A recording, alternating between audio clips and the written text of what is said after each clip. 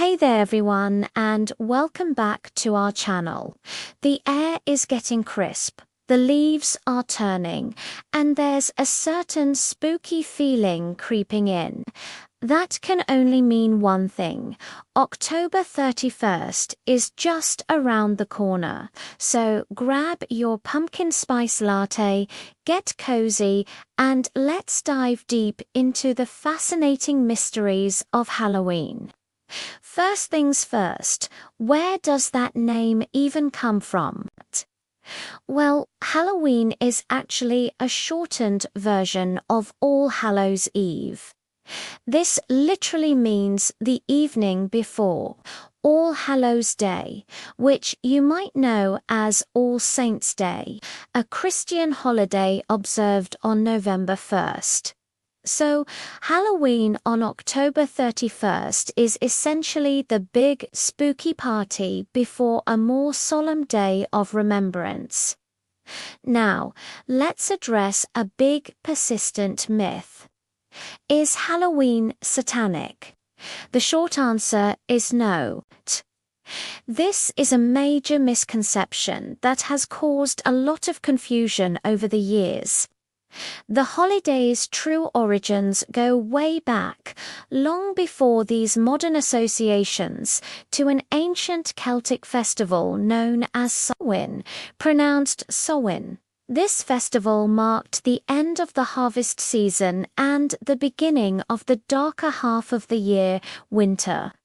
For the Celts, it was a time when the boundary between our world and the spirit world became thin. So, the connection to satanic practices, that's largely a modern invention, a myth layered on top of ancient traditions. But the religious connections don't stop with the Celts.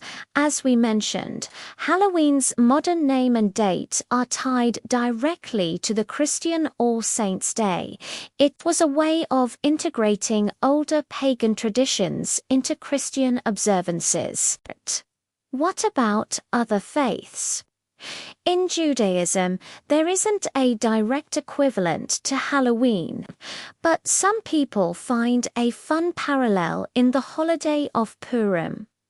During Purim, people often wear costumes and celebrate, so you can see the similarity in spirit, even if the origins are completely different. In Islam, there's no traditional holiday like Halloween. However, in many Western countries, it's not uncommon to see Muslim kids joining in on the neighborhood fun, dressing up and trick-or-treating simply as a cultural activity separate from any religious meaning. And for Wiccans and many modern pagans, Halloween is actually a very significant religious holiday. They still celebrate it as Samhain, one of the most important dates on the wheel of the year. It's a sacred time for honoring ancestors, reflecting on the cycle of life and death, and celebrating the final harvest. So, beyond the common knowledge, what are some of Halloween's forgotten secrets? One interesting fact is that Halloween was once a time for social commentary. People would use the chaos and anonymity of the night to playfully mock authority figures and the shortcomings of the past year. It was a kind of cathartic release for the community. Another deep-rooted belief, tied to Samhain, was that the veil between the living and the dead was at its absolute thinnest on this night. This wasn't just a spooky ghost story. It was seen as a genuine opportunity to communicate with the spirits of loved ones who had passed on. Of course, not everything about modern Halloween is fun and games. There is a dark side to consider. One of the biggest criticisms is its hyper-commercialization. What was once a community and spiritual observance has become a multi-billion-dollar industry, pushing candy, costumes and decorations. Some also argue that our modern celebration trivializes fear and horror. We turn terrifying concepts into cheap thrills and decorations, which can sometimes feel insensitive, especially when real-life horrors exist in the world. For certain cultural or religious groups, the focus on ghouls and spirits can also clash with their deeply held beliefs. But let's talk about the most iconic parts, the costumes and trick-or-treating. Where did they come from? The tradition of wearing costumes is tied to that ancient Celtic belief about the veil between worlds.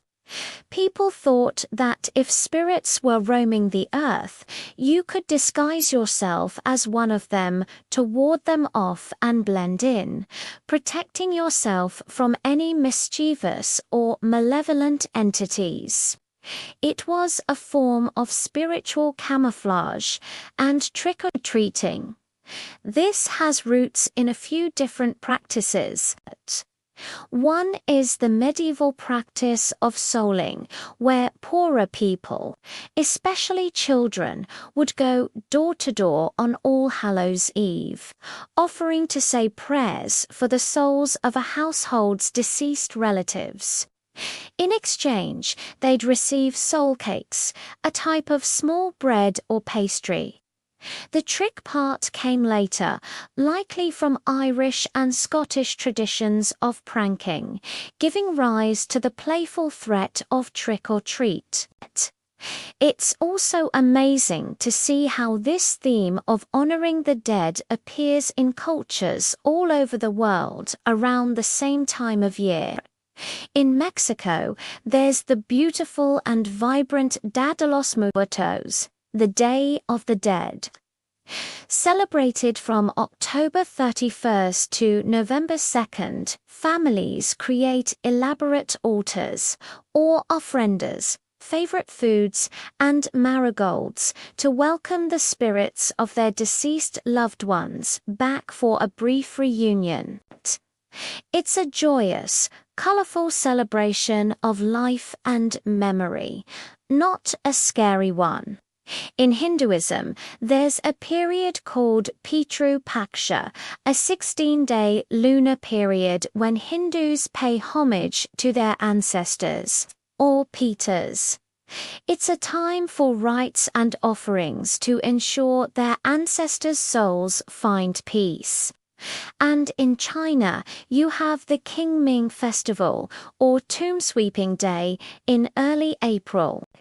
Families travel to the grave sites of their ancestors to clean the tombs, make offerings of food, and pay their respects, while the dates vary.